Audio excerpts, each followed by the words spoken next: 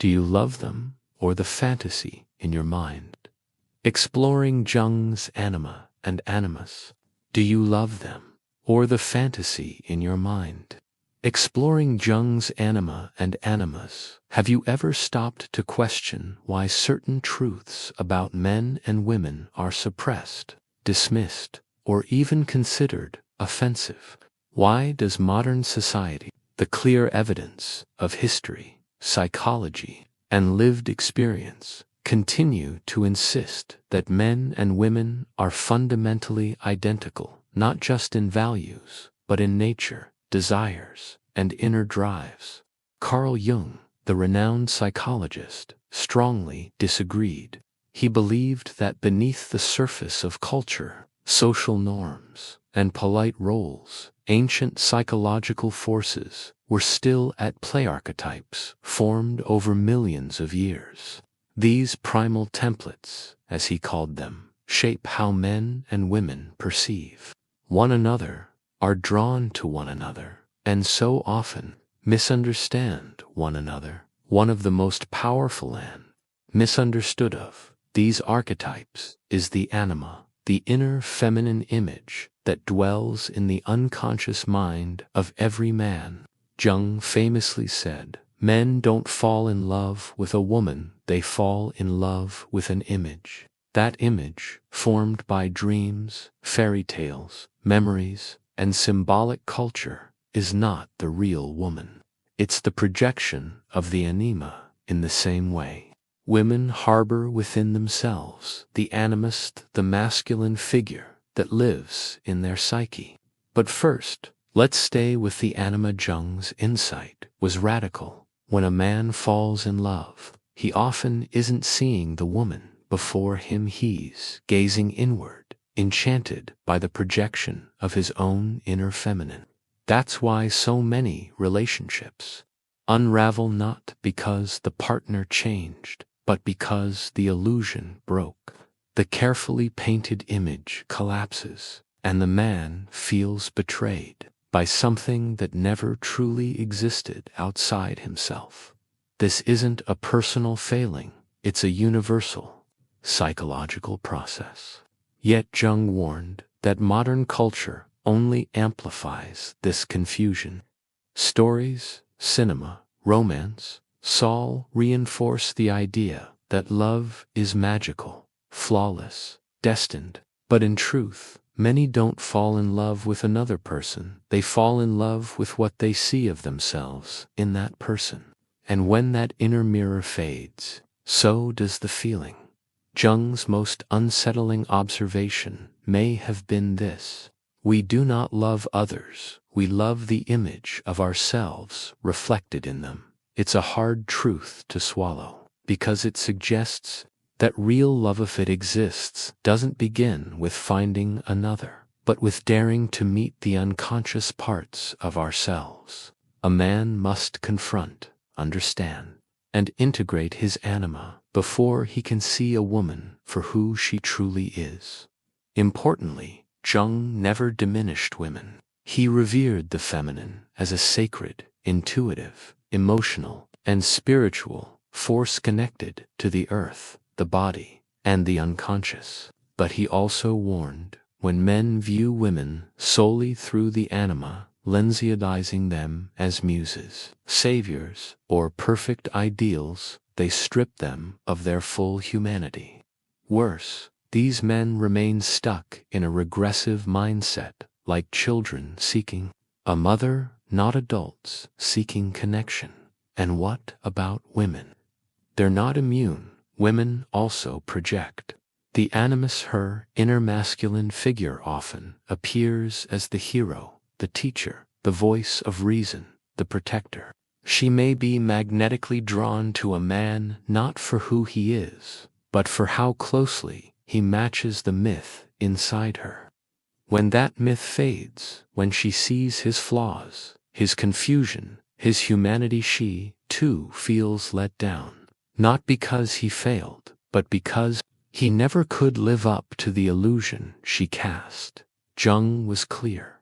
Anima and animus are not wrong. They're necessary parts of the psyche.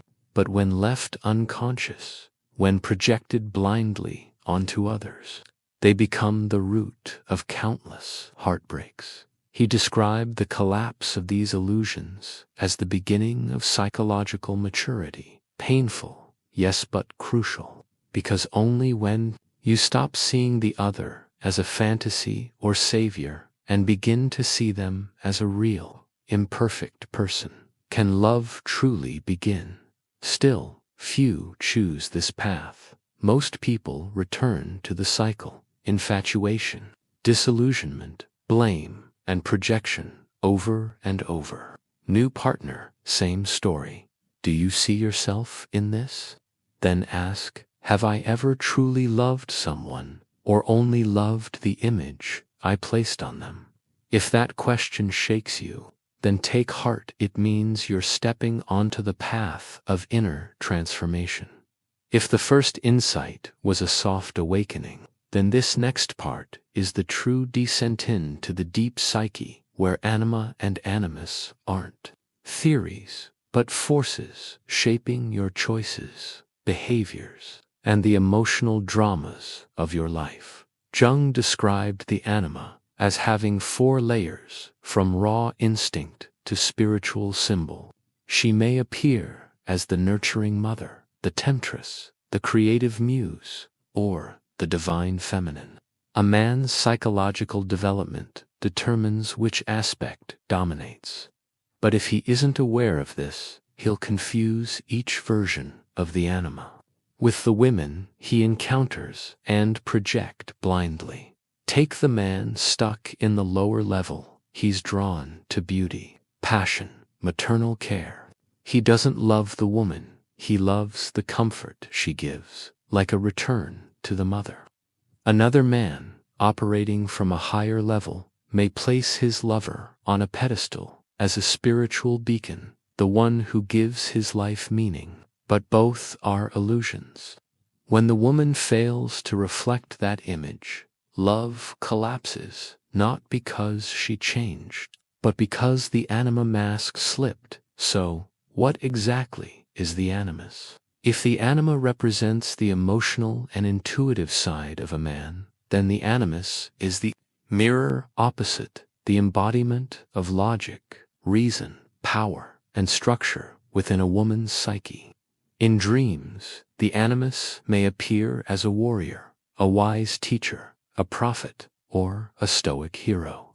He is the inner masculine Fes to Menand, to her own sense of authority and direction, force that shapes how a woman relate. But when this archetype remains unconscious, it begins to leak into real life. A woman may project her inner animus onto a man, seeing him not for who he is, but as the hero who will save her from emotional chaos, bring clarity to her confusion, and restore order. And if he fails to live up to that myth, she grows disappointed, then frustrated, then either turns that pain inward as self-blame or outward as rejection. Carl Jung put it simply: we love not because of who someone is, but because of what they awaken in us. It sounds harsh, but this is the first doorway to psychological freedom. Once we realize that our deepest emotional responses in love are rarely about the other person and almost always about what they represent within our psyche, begin to see love differently, less as a fairy tale and more as a mirror. But no one teaches us that. From a young age, we're fed stories of finding the one, our missing half, the person who completes us. Rarely are we told that the missing half might actually be a buried part of our own soul, a part we've neglected or denied. This is where Jung introduces the concept of the shadow. The shadow is the side of us we try to disown. All the impulses, fears, desires, and emotions society deems unacceptable. We push them out of awareness, but they don't disappear. They get projected onto others. A man who can't admit his own weakness will despise vulnerability in others. A woman taught to suppress ambition may unconsciously gravitate toward or resent dominant men, and love, rather than becoming a meeting of two souls, turns into a psychological battlefield.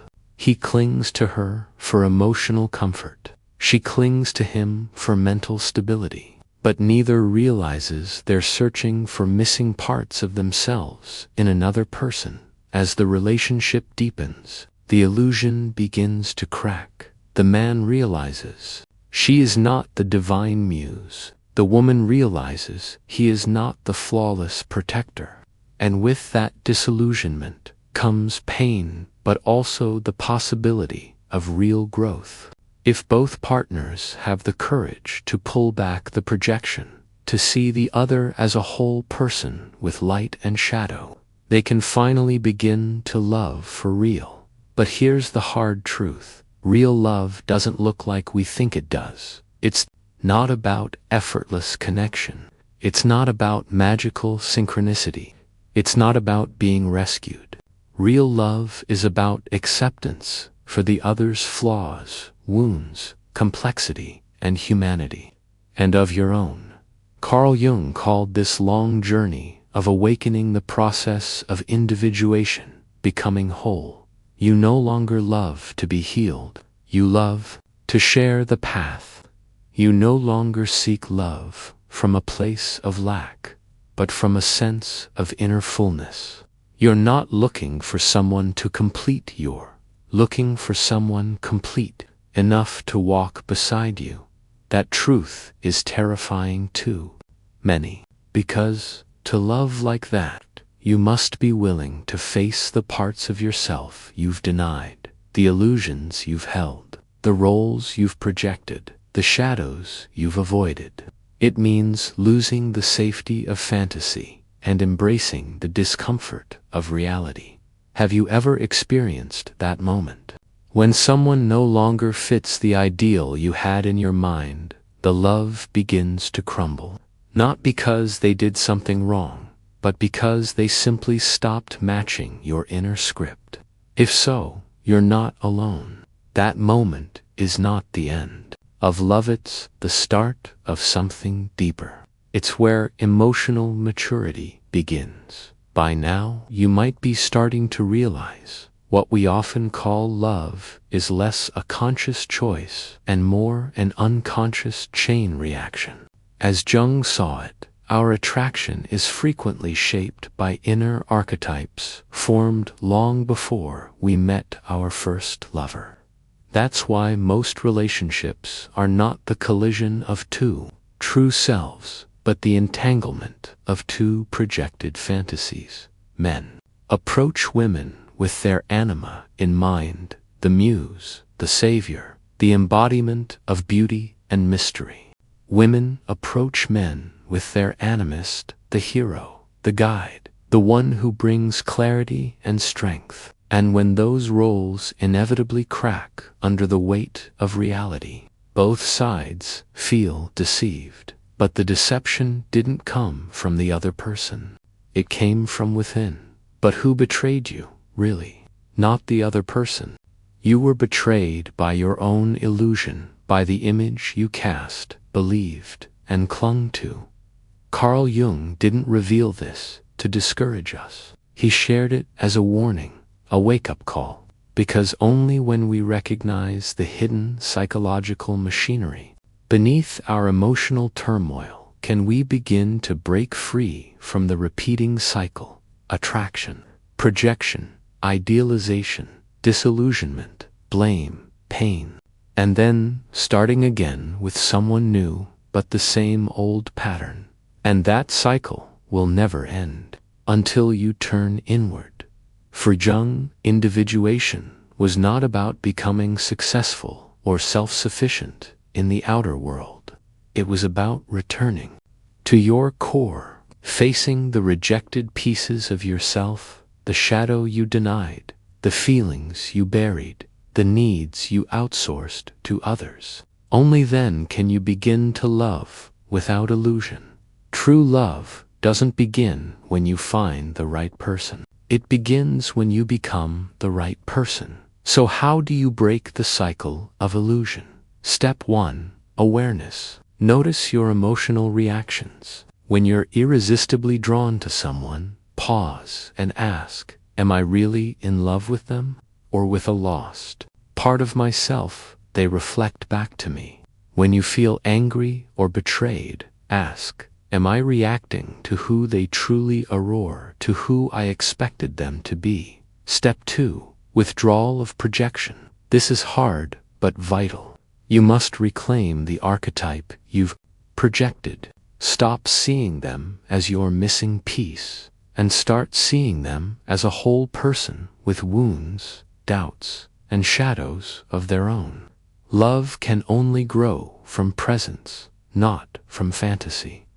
Step 3. Integration of the inner archetype. Instead of looking outward for your anima or animus, begin to grow those qualities within. Men must reconnect with their own intuition, softness, and emotional depth. Women must strengthen their inner resolve, direction, and clarity instead of relying on men for stability. When both have done this inner work, they come together not out of emptiness, but from inner wholeness. Jung once said, love is not about completion, it is about awakening. When a relationship hurts you, makes you feel uncertain or exposed, it may not be failing, it may be inviting you to evolve, because real love is not comfortable. It strips away your masks, it challenges your fantasies. It asks you to show up not as a character in a romantic script, but as your true self. But if you go through that fire riff, you let the illusion die, you might find something extraordinary waiting on the other side. You no longer see the other person as a savior, a solution, or a symbol. You see them as a fellow traveler, not to fill your gaps, but to walk with you through the dark, side by side, soul to soul. This is not the love of fairy tales. It is the love of awakening. Carl Jung never promised that psychological insight would bring comfort. Quite the opposite. He acknowledged it would be lonely, raw, and often painful. But he also said, it is the only path that leads to freedom of mind and of heart. In a world where love is sold as a product, idealized in stories, and reduced to an addiction of attention, Jung's message is thunderous in its clarity. The pain we feel in love rarely comes from others. It comes from the illusions we cast upon them. And when the illusion crumbles, the truth begins. Men and women are not the same. We carry different scars, different symbols, and different destinies. And when we try to force sameness, we collide. But when we learn to honor those differences, not fear them, we begin to truly love. Jung never called for gender to be erased. He called for awareness. See the difference, respect the mystery, and love from that place. So the question is, are you ready? Not for the perfect partner, but for the sacred journey. Not to be saved, but to walk with someone as you learn to save yourself. This is not the love of dreams. It is the love of transformation. And in a world drowning in fantasy, that might be the rarest miracle of all.